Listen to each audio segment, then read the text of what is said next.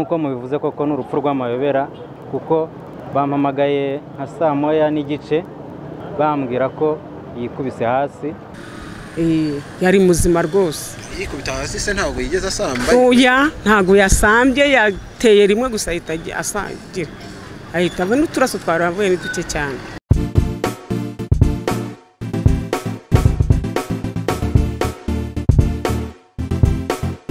Reka twongere tubasuhuze inshuti bakunzi ba Dezum TV, tubasaba gukomeza kudukurikira mukanda subscribe. Nkuko mutubona hano turi mu gace ka Rugunga Sportif no mu murenge wa Nyarugenge, ahamaze kubera urupfu rw'umusore witwa Anastazi w'imyaka 32.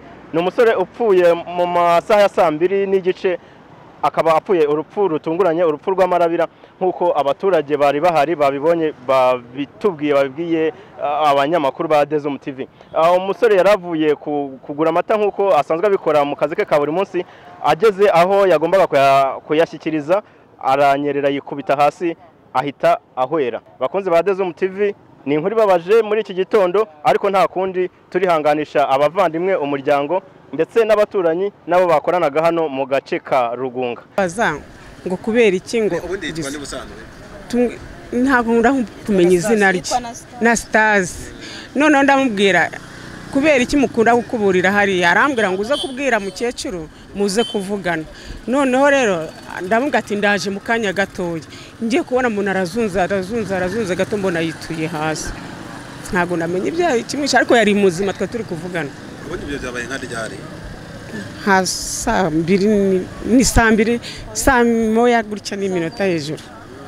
Saa moya n'iminota hejuru kuko hari arusanzwe muzi? Yego, twabaga turi kumwe hano ku muntu hano ku muhanda, twabaga turi kumwe buri saa n'isegonda kuko nge nkorera hano. Baki cyamwishe namwe ntabwo tukizi, ariko yari muzima.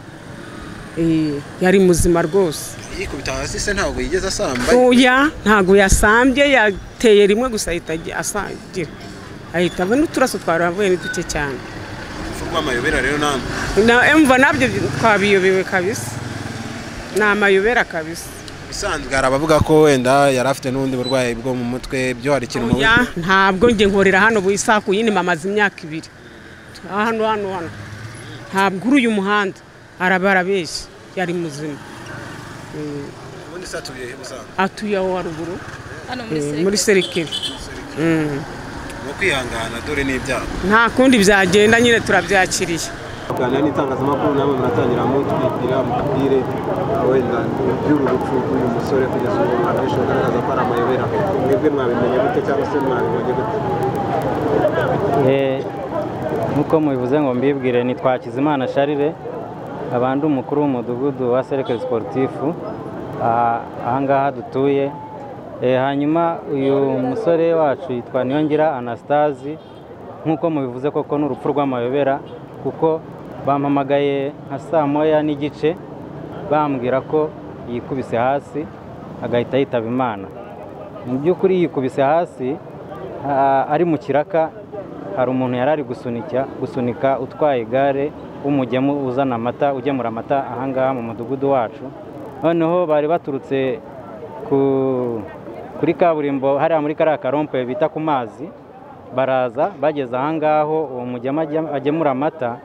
Umusore mu gihe yaparikaga igare, wari umusunitse nyine Niyongira, yafashwe n'isereri yikubita hasi, abanza umutwe w'inyuma urasandara, yahise apfa. Nibwo twitabaje rero inzego zibishinzwe za polisi na RIB, baraza bakora inshingano zabo nyine, hanyuma baramutwara. Namwe mwamubonye yarameze ati nyuma wenda bataramutwara? Uko namubonye nahageze yapfuye, ariko umutwe aha inyuma nabashije kuhareba hari hamenetse, hari hashwanyutse, ava n'amaraso, ariko yavuye amaraso makeya, ntabwo yavuye amaraso menshi. Ubundi yikubitiye hasi yikubitiye hasi ahangaha impande zacu hano haparitse amamoto muri kureba, niho yikubise hasi. Ni naho bari bageze nyine, bari guparika igare kugira ngo bakureho igicuba bagishyire hariya nyine aho bari bagemuye amata. Bari bageze mbese aho bagomba gushyika bazanye amata. Umuntu rero yavuga ko ari urupfu rw'amayobera? ni urupfu rw'amayobera rwose, natwe biradutunguye. Ntiyari arwaye, nta kibazo yari afite, yari umusore wiraririza amahangaha, ariko ku manywa akirirwa akora ibiraka. Abantu bose bari bamuzi, bamuhaga ibiraka. Yari umusore w'inyangamugayo. hanyuma hari amakuru avuga ko ngo yari afite uburwayi bwo mu mutwe, by'umuntu yabyemeza se wenda cyangwa se yigeze kubugira bwaba bwarakizemeze gute? Uburwayi bwo mu mutwe yigeze kubugira, ariko ntago nabihamya nanone 100%, kuko ntago yigeze ajya kwa muganga ngo azane ibipapuro byo kwa muganga bigaragaza koko ko ari umurwayi wo mu mutwe. Ariko kumureba physically n'ibintu yakoraga wabonaga bimeze nk'iby'umurwayi wo mu mutwe, ariko sinabihamya 100%. Ko umuntu aba umurwayi wo mu mutwe ariko afite ibipapuro byo kwa muganga byerekana ko ari umurwayi wo mu mutwe koko. Hanyuma yakoraga hano ubusanzwe, ariko se ntabwo muhamuzi wenda nk'inkomoko ye, niba ari umuntu waje aje gushaka amafaranga cyangwa se niba ari umuntu wari utuye hano hafi wenda akaba yaraje gukorera hano, inkomoko ye muri rusange aho yaturaga? Inkomoko ye kubera nta byangombwa yari afite, twari turi no kumugira inama kugira ngo ashake indangamuntu, kubera ko yatubwiraga ko indangamuntu ye yatakaye. Ariko buri umwe yakubwiraga ko ari uwo mu majyaruguru, ubundi akakubwira ntabwo mbese yakubwiza gukuri ngo akubwire ngo nuwaye. Mbese kugeza kuri iyi saha twari tutaramenya inkomoko ye, n'ubundi byanaducanze, twayobewe inkomoko ye. Gusa ikigaragara ni umunyarwanda. Hanyuma rero ni iki wenda, icyo ni ikibazo kuba wenda yapfa bikanagorana kumenya inkomoko, ni iki wenda mubwira cyane cyane abaturage mu rwego rwo kumenyekanisha wenda uburyo niyo ikibazo wenda cyaba umuntu ashobora kumenya n'aho ahamagara atabazi? Icyo nasaba abaturage cyane cyane abasore nk'aba ngaba bakunda kwikorera ibiraka, ugasanga ibindi nk'amabwiriza bahabwa na leta ntibayumva, n'ababwiriza kwimenyekanisha aho batuye, bakibaruza bagatanga imyirondoro. Kandi kubura indangamuntu bibaho, ushobora kuyita bitewe n'ibibazo cyangwa se n'ubujura n'iki, ariko nanone nabasaba kwihutira kubimenyesha ubuyobozi n'inzego za polisi kugira ngo babashe guhabwa izindi ndangamuntu, bagire ibibaranga. Kubera ko nk'ubu ngubu ni ikibazo kuba dupfushije umuntu ariko tukaba tutazi ngo akomoka hehe, kubera ko nta cyangombwa yari afite. Rero nabakangurira kugira ngo bimenyekanishe, bibaruza aho batuye, bamenye imyirondoro yabo, bashake n'ibyangombwa, kubera ko indangamuntu iratangwa. Navuga ko ari nk'ubuntu, kubera ko amafaranga 500 ntabwo ari amafaranga menshi. Mwebwe mwabimenyeshe gute cyangwa ko byatewe n'iki? Muri make ni nka gisida agize, kuko urumva urupfu ntabwo ruteguza. Yari umuntu usanzwe yakoraga imirimo itandukanye hano muri karitsiye, yafasha abantu, umutumye akana kakazana. Ariko icyo nabanza mbabwira, hano ni mu mudugudu wa Serekere, kagari ka Kiyovu, umurenge wa Nyarugenge,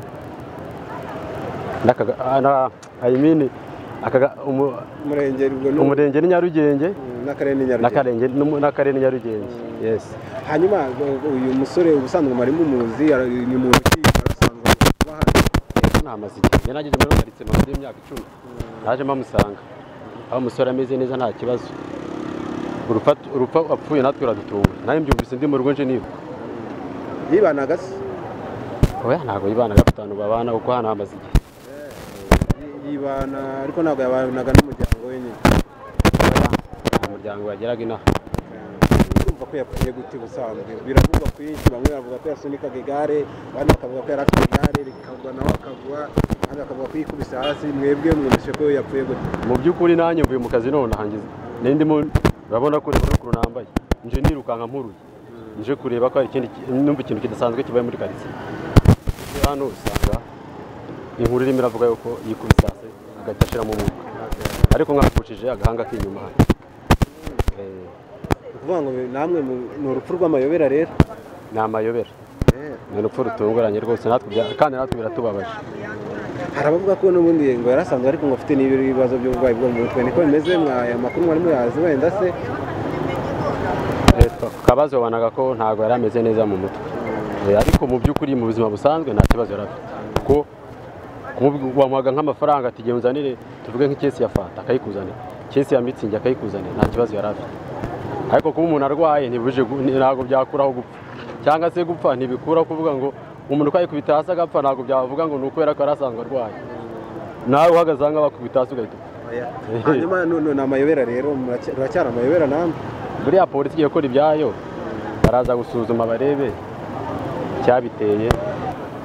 ubundi se uriya musore mwari musanzwe mumuzi hano yari atuye hano muri izi karitsiye yangana hagati ubusanzwe umwana wo muri karitsiye arerewe muri karitsiye nta kibazo.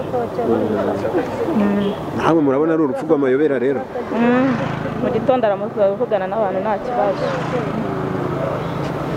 hari abavuga ngo yari afite uburwayi bwo mu mutwe niko bimeze cyangwa yari muzima yigeze kurwara Nyarukiyovu Serekere abayobozi bose nta kindi kibazo yari agifite yarariraga imodoka hano yari muzima mbese nta kibazo. mwigeze mumubona agwa cyangwa namwe niko mwabyumvishe mumubona ubundi hari abavuga ko yasunikaga igare abandi bakavuga ko yarahagaze ku igare yasunikaga igare asunikira umusore w'amata mu gihe umusore w'amata akimara guparika asubira inyuma aragwa n'umusore w'amata biramucanga.